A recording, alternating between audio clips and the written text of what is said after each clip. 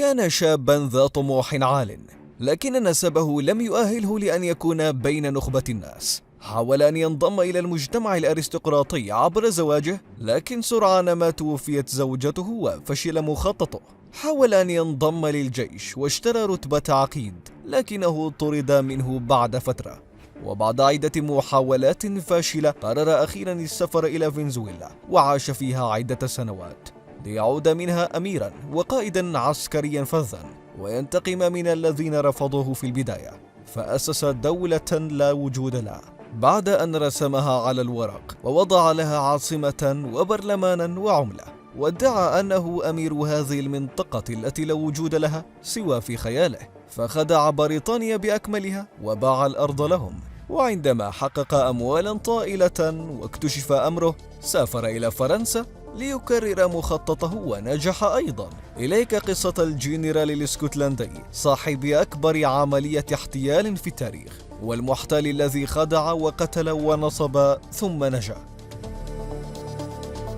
غريغور ماكغريغور. ولد غريغور في اسكتلندا، ونشأ لعائلة اسكتلندية ثرية. لم يكن يبدو عليه أنه من النوع الذي سيصبح محتالا عندما يكبر. في سن 16 انضم إلى الجيش البريطاني وشارك في الحروب النابليونية.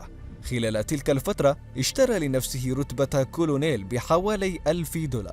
كما التقى وتزوج ماريا بوتر التي تنتمي لعائلة بريطانية ثرية.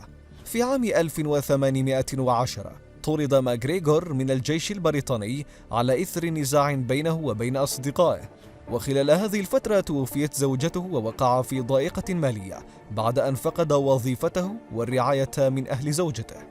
حاول ماكغريغور أن يثبت نفسه كأرستقراطي في لندن، وادعى أنه ينتمي لأسرة ملكية اسكتلندية، وأطلق على نفسه لقب سير. لكن كل تلك المحاولات باءت بالفشل، ليدخل في حالة يأس ويقرر في نهاية الأمر بيع ممتلكاته الاسكتلندية والإبحار نحو فنزويلا لاكتشاف العالم الجديد.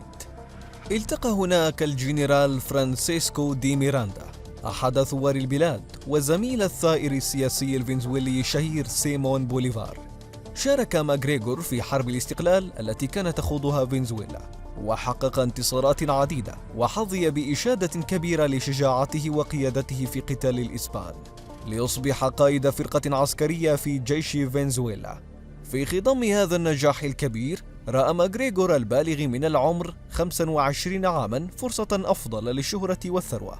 خلال هذه الفترة كانت أوروبا تتسابق لاحتلال مساحات شاسعة من الأراضي غير المكتشفة بالأمريكيتين، وظهر حلم الأرض الجديدة والحصول على أملاك يعيش عليها البشر لأول مرة.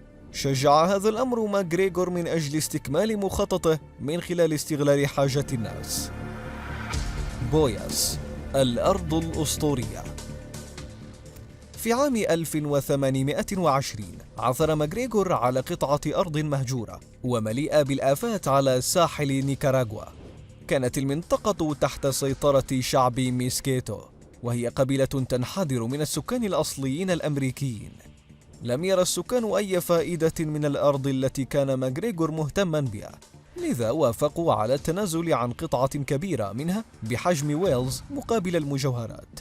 أطلق ماكغريغور على الأرض لقب بوياس، وأطلق على نفسه لقب القائد الملكي لها.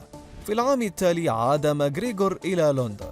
استمع الناس بشغف إلى قصصه، وتدريجيا كسب ماكغريغور مكانة هامة بالمجتمع اللندني، حيث حضر احتفالات الأثرياء وجالس عمدة لندن وعددا من كبار الشخصيات، وحدث الناس عن بوياس التي ادعى أنها كانت مدينة فاضلة.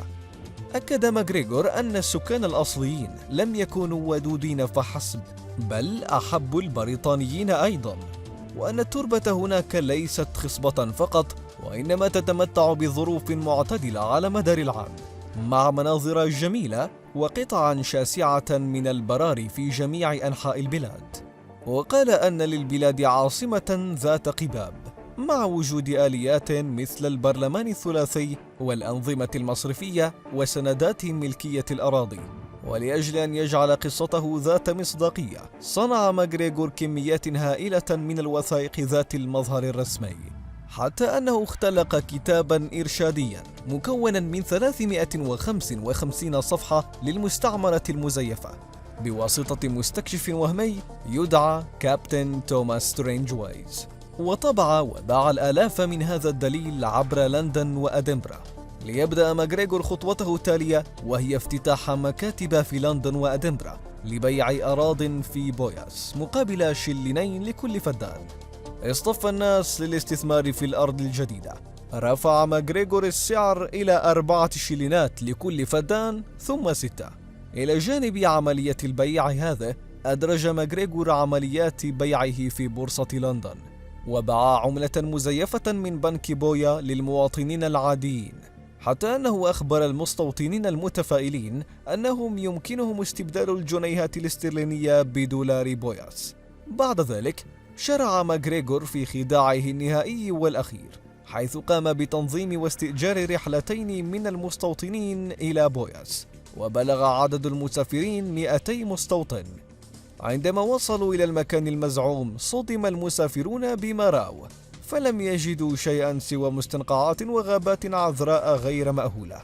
اعتقد المهاجرون أنهم أخطأوا في المكان، لذا قرروا أن يقتحموا الغابات بحثا عن جنتهم، لكن للأسف لم يكن هناك شيء. وتزامن وصولهم في منتصف موسم الأمطار في البلاد مع ارتفاع معدلات الإصابة بالملاريا والحمى الصفراء. ولحين قدوم المساعدة من مستوطنة بريطانية أخرى، مات ما يقرب من ثلثي المستوطنين، فيما عاد الباقون إلى إنجلترا. عندما وصل الناجون أخيرا إلى منازلهم في عام 1823، كان ماغريغور قد فر بالفعل إلى باريس، حيث كان يجري عملية احتيال مماثلة، وتمكن من جني حوالي 400,000 دولار. بعد عامين ألقي القبض أخيرا على ماغريغور، ووجهت إليه تهمة الاحتيال، وعقدت محاكمته في فرنسا. استغرق الأمر أكثر من عام حتى بدأت محاكمته الفعلية. تمكن الاسكتلندي من المراوغة خلال المحاكمة، وألقى اللوم على شركائه لتتم تبرئته من جميع التهم، ويعود في النهاية إلى فنزويلا ويستقر في كاراكاس، حيث عاود الاتصال برفاقه العسكريين السابقين، إذ بمساعدتهم عاد إلى منصبه العسكري السابق، حتى أنه حصل على رواتب متأخرة ومعاش تقاعدي. توفي في عام 1845 ودفن بشرف عسكري كامل. وعلى الرغم من احتياله، إلا أن سمعته لم تتلطخ أبدا عندما كان على قيد الحياة. فهل سمعت عن هذه القصة من قبل؟ أخبرنا في التعليقات عن قصص احتيال مماثلة.